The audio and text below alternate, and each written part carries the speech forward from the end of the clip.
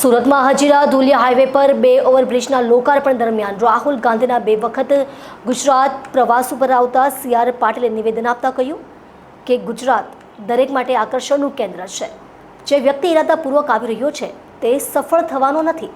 પાર્ટીના જ માણસો પર તેને વિશ્વાસ નથી। PM મોદીના નેતૃત્વમાં ગુજરાત આજે સલામત છે।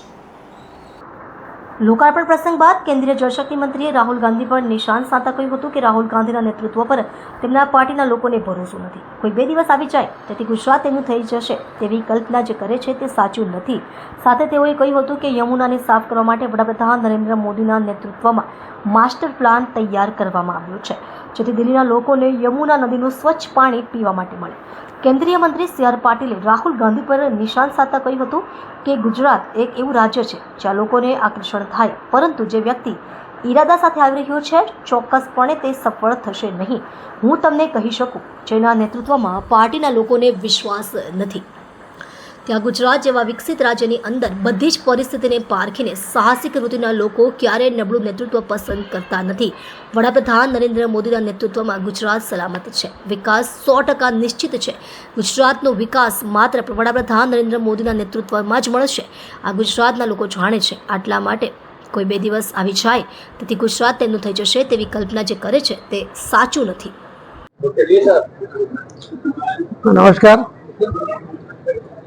आज नेशनल हाईवे नंबर 53 पर 2 ब्रिजનું લોકાર્પણ કરવામાં આવ્યું છે। નેશનલ હાઈવે દ્વારા નિર્મિત આ બંને બ્રિજ આ વિસ્તારના લોકો માટે અત્યંત મહત્વના હતા।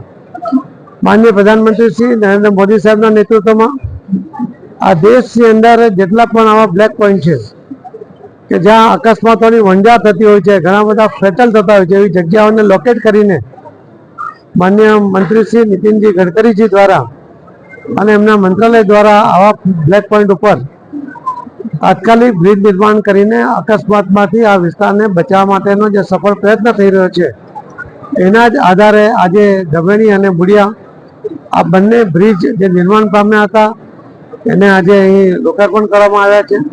આના કારણે લોકોની સુવિધા વધશે, લોકોની સ્પીડ પણ વધશે અને અકસ્માત જે વારંવાર થતા હતા એમાં નહીવત અકસ્માત થવાની શક્યતાઓ હશે। કદાચ કોઈ માનવ ભૂલને કારણે થઈ શકે, પરંતુ હવે એના કારણે જે અકસ્માત થતા હતા એ ન થાય એવું હું ચોક્કસપણે માનું છું। હું આ વિસ્તારના લોકોને આ બંને બ્રિજ પ્રાપ્ત થયા આના માટે અભિનંદન આપું છું અને મોદી સાહેબનો અને નીતિન ગડકરી સાહેબ બંનેનો આભાર માનું છું। ધન્યવાદ।